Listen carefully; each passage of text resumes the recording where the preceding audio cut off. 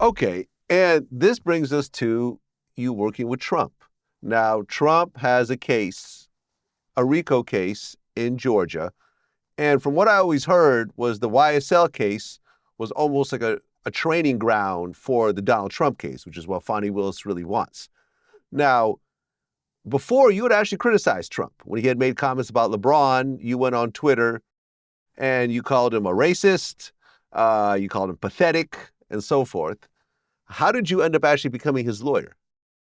So I'm going to kind of generalize in that discussion because you could see I've stayed clear of that for purposes. It's an ongoing case, and I'm not going to interfere with it. I'll just, for consistency's sake, Vlad, say this. I'm a criminal defense lawyer's criminal defense lawyer. I believe in this process.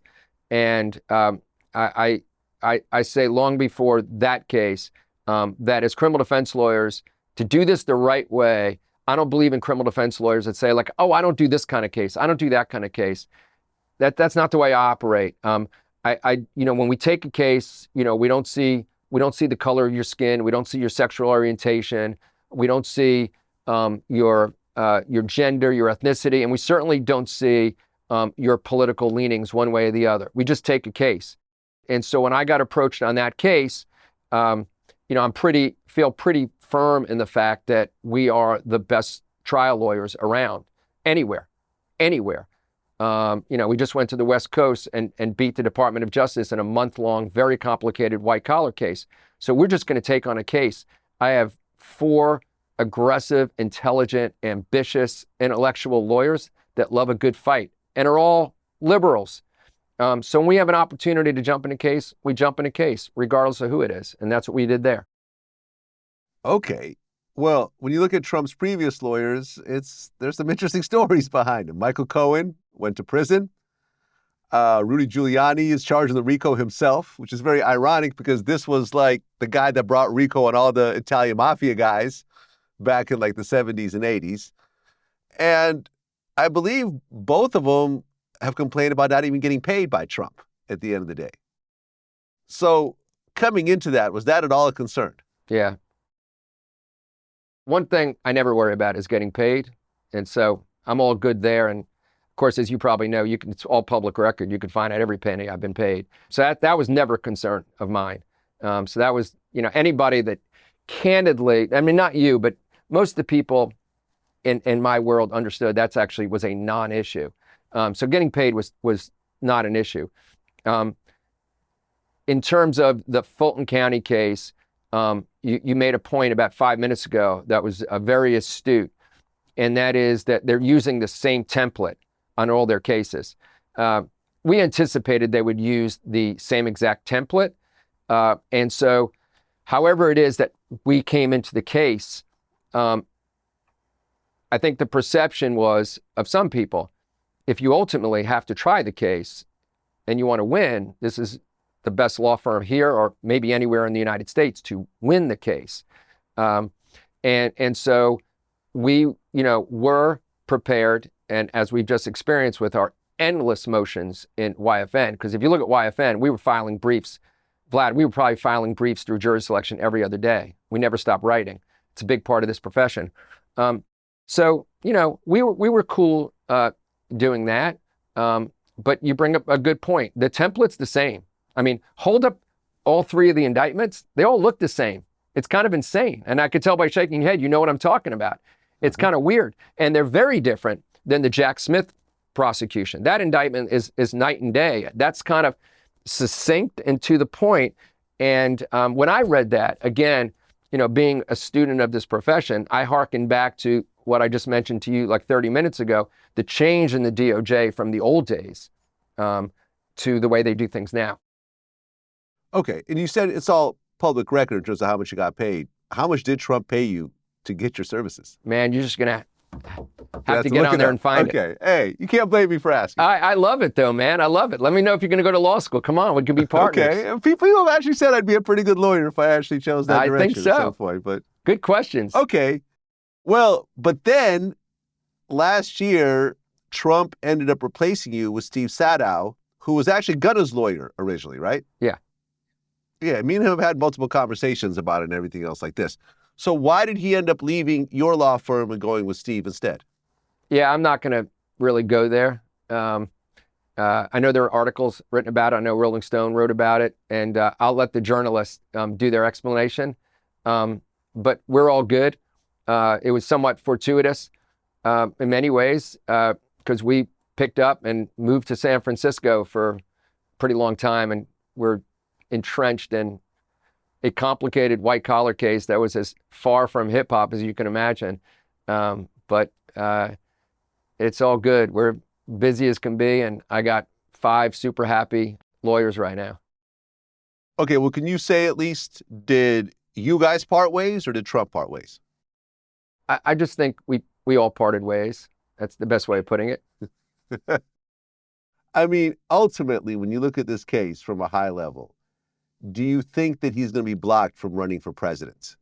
Or do you think that ultimately all this will fall aside? Because, for example, I interviewed Alan Dershowitz, who represented him, I believe, during one of his impeachments while he was still president.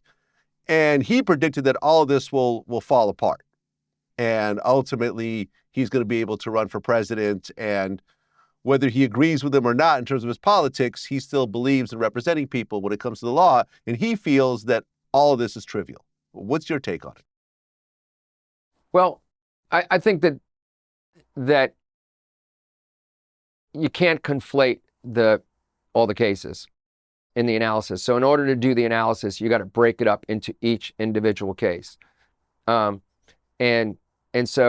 you have to break it up as when all's said and done, Vlad, I'm a trial lawyer, and less than 0.01% of lawyers are actual trial lawyers. They all say they are, but that's literally, if you can't get me, it's because I'm in trial.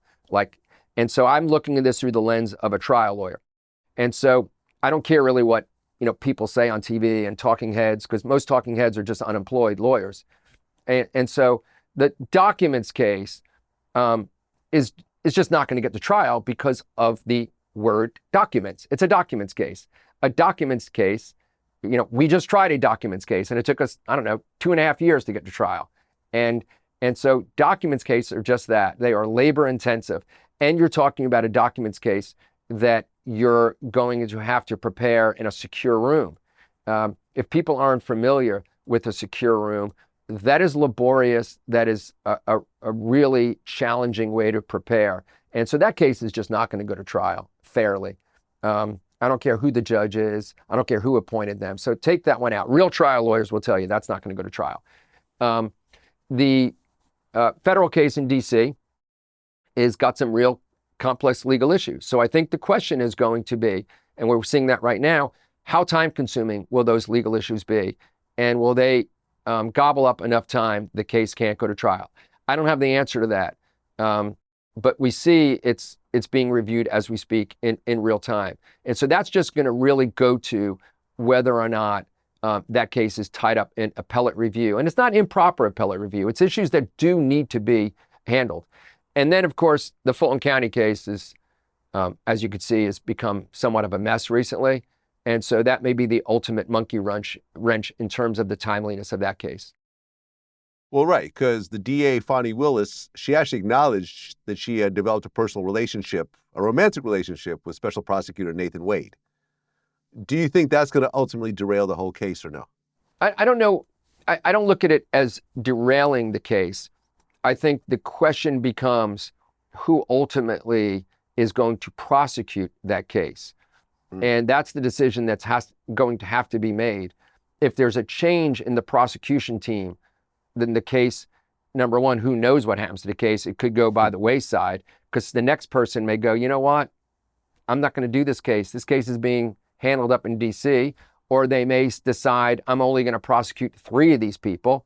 You don't know what's going to happen. I think what you do know, if somebody new or new team comes in, is no way it gets tried for 1.5 to 2 years. Aha. Right. And I mean, Trump's other cases in terms of election interference that are happening in the states, that's actually being argued in the Supreme Court right now. It started yesterday, right? No, that was a different issue. No, I understand it's different, but it's somewhat related to what's happening right now with Trump overall. I mean, ultimately, what do you think the Supreme Court will do based on your, legal opinion? I think that that was the decision about the ballot was a time-sensitive decision. If the Supreme Court's going to take up any of the DC related issues, it just may not be a time-sensitive issue. And so it may take them a while to really explore those issues, right? And look, it took them a while to indict that case. I mean, they could have indicted it long before, but they didn't. And so you can't blame the appellate process, because our appellate process is second to none in the world.